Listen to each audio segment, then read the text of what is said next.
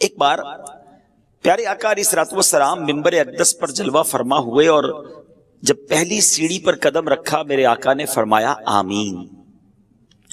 اگلی سیڑھی پر قدم رکھا نبی پاک نے فرمایا آمین. پھر اس کے بعد تیسری سیڑھی پر قدم رکھا میرے آقا نے ارشاد فرمایا آمین. اچھا، صحابہ کرام علیہم رضوان کا ایک انداز بڑا نرالا تھا. جب وہ کوئی ان یوزول چیز دیکھتے تھے نا، غیر معمولی چیز دیکھتے تو سوال کر لیا کرتے تھے، اور صحابہ کرام علیہم رضوان کے ان سوالات سے امت کا بڑا بھلا ہو گیا. ہمیں ایسی ایسی باتیں پتہ چل گئی کہ سبحان اللہ. اب جب صحابہ کرام علیہم رضوان نے دیکھا کہ نبی پاک نے ہر قدم پر آمین فرمایا تو عرض کی حضور ارشاد فرمائیے، یہ آپ نے آج منبر کی سیڑھیوں پر جو آپ قدم رکھتے چلے گئے آپ نے آمین ارشاد فرمایا، اس کی وجہ کیا ہے، اس کا ریزن کیا ہے؟ تو نبی پاک صلی اللہ علیہ وسلم نے جو ارشاد فرمایا اس کا خلاصہ اور مضمون یہ ہے کہ میرے پاس جبریل امین حاضر ہوئے.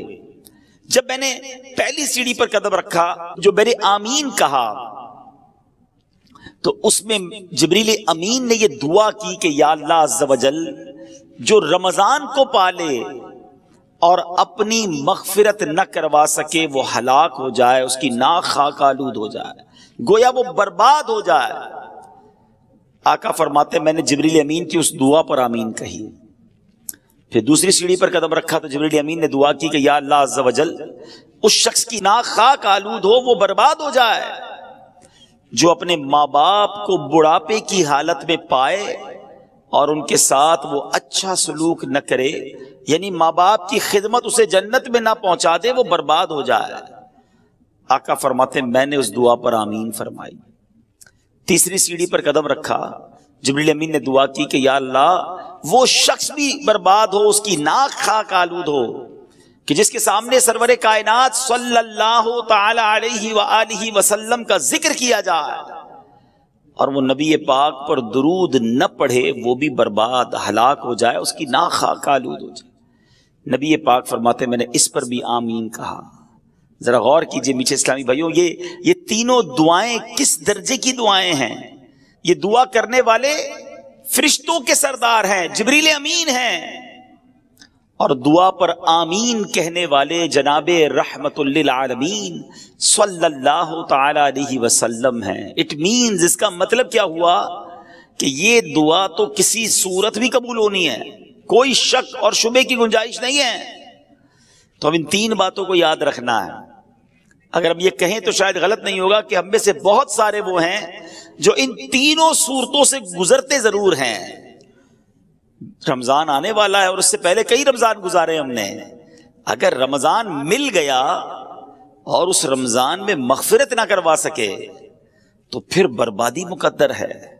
اتنی بڑی نعمت ملی اور پھر بھی نہ بخشوا سکے اپنے آپ کو، اللہ کو راضی نہ کر سکے تو وہ شخص برباد ہو جائے گا. کئیوں کے پاس ماں باپ کی نعمت ہے، ماں باپ بزرگ ہیں، بوڑھے ہیں، اگر ان کو ایسا راضی نہ کیا، ان کی ایسی خدمت نہ کی کہ اللہ راضی ہو جائے تو وہ شخص بھی برباد ہو جائے گا. مگر یہاں آج بوڑھے ماں باپ کے لیے ٹائم کس کے پاس ہے؟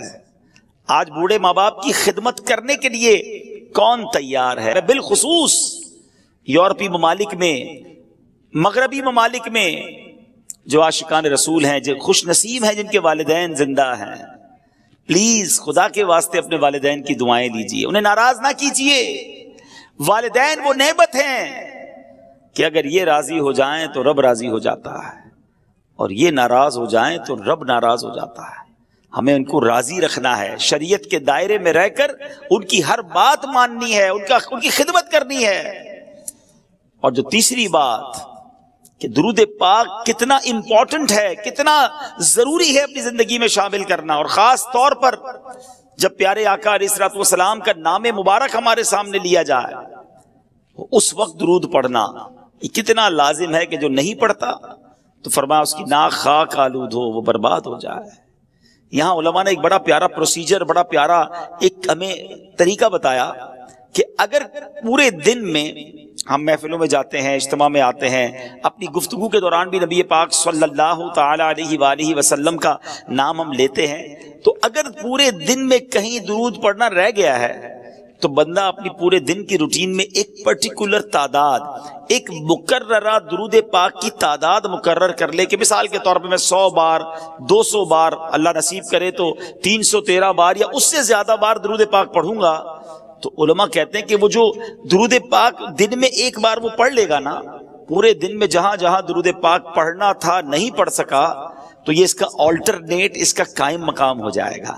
تو انشاءاللہ میں بھی نیت کروں اور آپ بھی نیت کر لیں۔ ہمارا ایک نیک عمل بھی تو ہے نا، ہمارے اصلاح اعمال جو 72 ہیں نیک اعمال، اس میں ایک عمل کیا ہے کہ روزانہ کم از کم 313 بار درود پاک پڑھنا ہے۔ تو میں بھی نیت کروں، آپ بھی کریں کہ اب تو ماہ رمضان آنے والا ہے کہ انشاءاللہ روزانہ کثرت کے ساتھ درود پاک پڑھیں گے۔